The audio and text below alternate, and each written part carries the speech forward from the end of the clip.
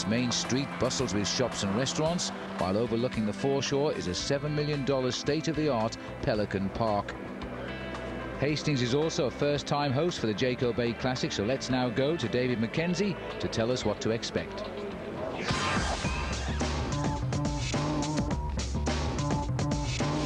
We saw in the women's race earlier there was quite a few crashes, and in the B graders it's going to be a case of starting at the front and staying there for as long as we can. The course has actually been reduced because of the weather, so it's now 850 metres, which makes it also a little bit tighter and very difficult in these conditions. Well, perhaps not quite as bad as for the women, because the rain does appear to have eased a little bit, although there's plenty of clouds around Hastings today.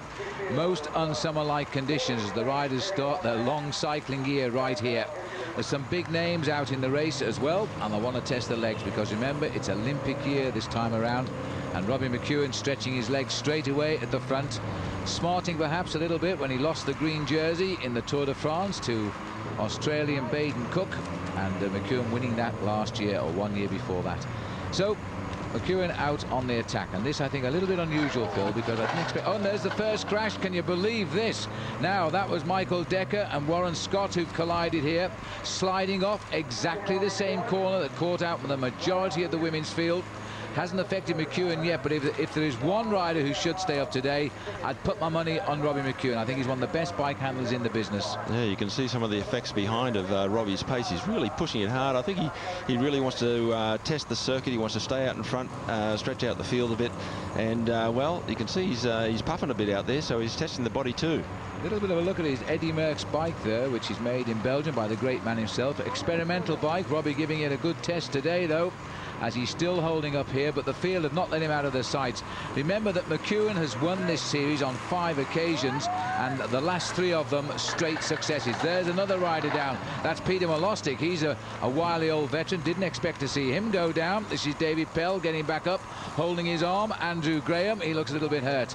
And they're all going to take advantage of the full lap out. There it is again. It was the first man to go as Molostic. 1 or 2 at the back. They're falling in sympathy, I think. But again, the conditions have worsened. Yeah, the riders all seem to be being caught up on that turn number 3 just before the finish line, but they seem to be going quite quick through here. I think the circuit is actually drying out a little bit. Well, here we go, killer corner again here now. It looks like Joel Pearson coming through on the inside. He's gone. He went far too tight on that bend. He's cleaned up everybody there, because that's Robbie McEwen down. On the left is Baden Cook. I don't think Cookie fell. I think he was delayed there, and McEwen a little bit disgusted. No.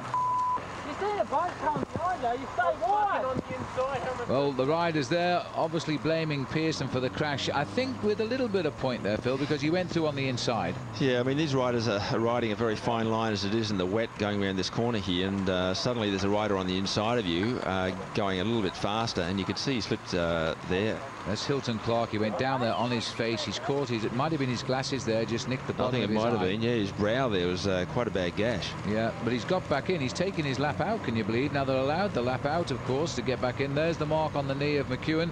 Got off lightly, I think. And there is Clark back in the race.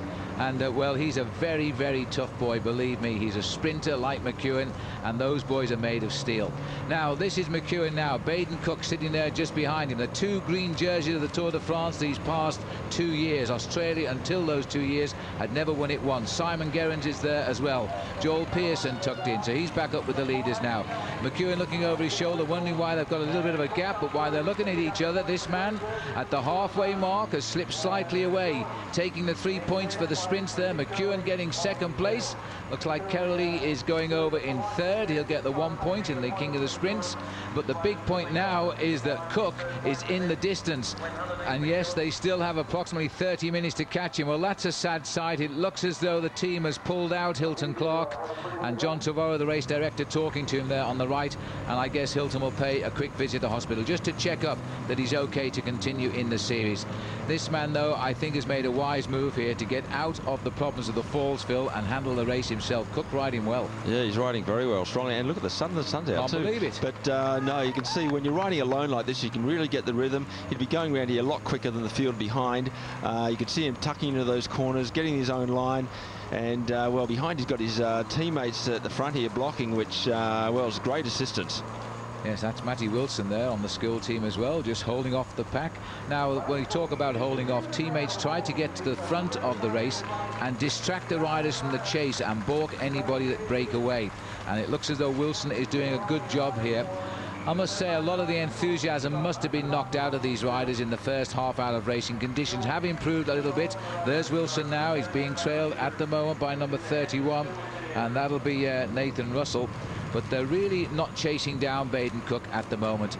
Well, this is Simon Gerrans, who's gone clear with a couple of laps left to go. Andrew Graham is trying to reach him. Remember, it was Graham who hurt his arm in that fall. Seems to have recovered at least to finish the race in a high place here. He's got to the back wheel of Gerrans, and they're still chasing Cook. His lead, by the way, was up to 40 seconds. It has come down a bit. These guys here are fighting for second place or second place on the road, and it's not very far to the finish. Well, we're looking for the corners again and treat them with respect as we begin to run out of time. That's Baden Cook. There's still, and there's another crash again. Now this is on the last lap for the peloton. Simon Gerrans is the one coming round the tree with Graham, so they were almost caught by the bunch. Took the long way round, and they've lost a high finish because of it. Matt Wilson still holding on. He's blocked off that field in favour of his teammate Cook. Cook is going to get the victory and the 12 points that will set him off well for this week. And McEwen is going to have to get something out of the pack sprint. Now, can Matty Wilson get second place? Because if he does, that'll be a nice 1-2 for the skill team to open up the series. And this is a good sprint by Wilson. He gets it on the line. Looks like Godfrey got third, and I think that was Joel Pearson in fourth. But a 1-2 for the boys from Skilled. A lot of the riders that were attacking were going through the corners a lot quicker, and about midway I got caught behind a crash and I let my tyres down a bit because I was sliding on every turn. So after I let the tyres down, they were gripping a lot better through the corners, so I had an attack. I told Matt to block for me, and the team, I imagine, was on the front blocking, and I was able to hold a really good tempo. Well, a double lead for Baden Cook, a leader in the red jersey sprints and in the black jersey overall lead for his victory. He gets the 12 points, finishing ahead of his skilled teammate Matt Wilson, who gets 10. Mickley Godfrey third, Joel Pearson fourth, and young Chris Sutton there taking the 5th place.